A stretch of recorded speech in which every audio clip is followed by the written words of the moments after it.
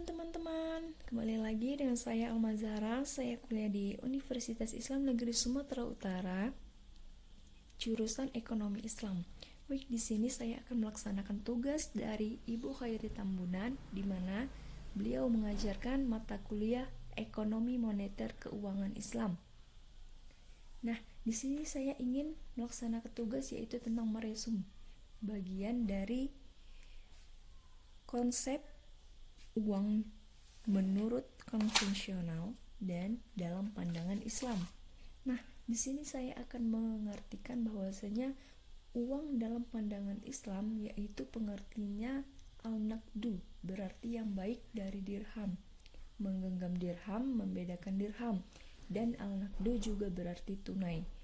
Maka dalam Islam mengartikan juga sebagai flow concept dan merupakan public goods, yang dimana flow concept merupakan uang yang harus mengalir. Ketika mengalir, uang adalah menjadi public goods, lalu mengendap ke dalam kepemilikan seseorang.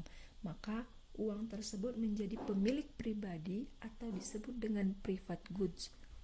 Nah, untuk lebih jelasnya, konsep dalam konvensional uang berarti menjadi bolak-balik, yaitu uang sebagai alat ukur dan uang sebagai kapital. Namun, dalam ekonomi konvensional ini sendiri terjadi pertentangan yang hebat antara kelompok satu dengan kelompok yang lainnya.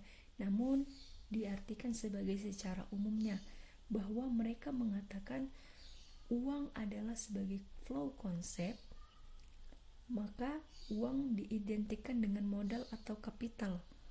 Dan begitu juga menurut lainnya.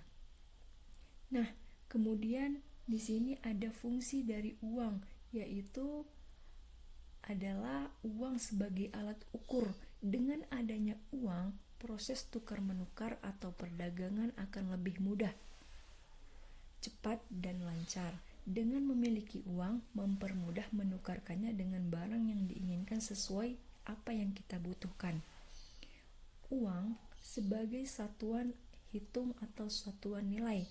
Uang sebagai satuan hitung ialah uang berfungsi sebagai satuan ukuran yang menentukan besar nilai atau harga.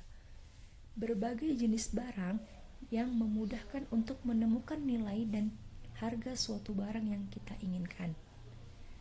Alat penyimpanan nilai, yaitu adalah uang yang kita miliki tidak selalu dihabiskan pada saat ini, namun uang dapat disimpan untuk keperluan di masa yang akan datang. Standarnya pembayaran di masa datang. Lalu uang kertas dalam pandangan Islam. Uang kertas yang lazim digunakan di zaman sekarang yaitu disebut dengan fiat money. Dinamakan demikian karena kemampuan uang untuk berfungsi sebagai alat tukar dan memiliki daya beli tidak disebabkan karena uang tersebut dilatar belakangi oleh emas. Namun, ada kalanya jawaban yang sebenarnya adalah dapat kita cari dari penjelasan yang telah lalu, yaitu bahwa mata uang bisa dibuat dari benda apa saja, sampai kalau pada zaman dahulu dari kulit unta, kata Umar bin Khattab. Ketika benda tersebut telah ditetapkan sebagai mata uang yang sah, maka barang tersebut adalah berubah fungsi menjadi alat tukar, segala fungsi dan turunannya. Nah, oleh karena itu, ketika uang kertas telah menjadi alat pembayaran yang sah, maka kedudukannya sama dengan kedudukan emas dan perak pada waktu Al-Quran diturunkan, dengan menjadi alat pembayaran yang sah. Karena pada saat itulah uang kertas digunakan sebagai zakat sah dikeluarkan dalam bentuk uang kertas. Begitu pula ia dapat dipergunakan sebagai alat untuk membayar mahar. Nah, saya akan menyimpulkan semuanya bahwasanya awalnya manusia hidup mandiri dengan kebutuhan sendiri. Setelah peradaban kian maju dan manusia semakin bertambah, kemudian tak lagi bisa dipenuhi sendiri. Maka lahirlah sistem barter. Namun karena banyaknya kekurangan dan sistem ini, muncul ide yang membuat benda merupakan uang. Seiring perjalanan sejarah, terdapat 3 jenis uang. Uang barang, uang kertas, dan uang giral. Nah, uang pada masa Arab sebelum Islam lalu dianjurkan oleh Nabi Muhammad SAW hingga masa Khulafaur Rasyidin. Pada masa dinasti Umayyah, Abdul Malik bin Marwan membuat mata uang Islam bernafaskan model Islam yang tersendiri. Pada masa dinasti Abbasiyah, Imam Malik mencetakkan uang tembaga atau fulus menjadi mata uang utama dan menghentikan percetakannya menjadi dirham.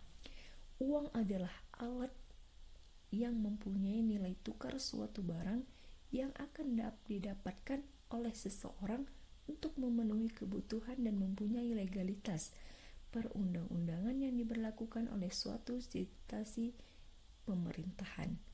Namun, fungsi uang utamanya adalah sebagai alat tukar, dan fungsi utama ini diturunkan fungsi-fungsi lain, seperti uang sebagai standard of value, pembakuan nilai, dan store of value, penyimpanan kekayaan, unit of account sebagai satuan perhitungan, dan standard of deferred payment, pembakuan pembayaran tangguh. Islam memandang uang kertas sebagai alat pembayaran yang sah karena mata uang bisa dibuat dari benda apa saja. Baik, terima kasih penjelasan dari saya. Saya undur diri. Assalamualaikum warahmatullahi wabarakatuh.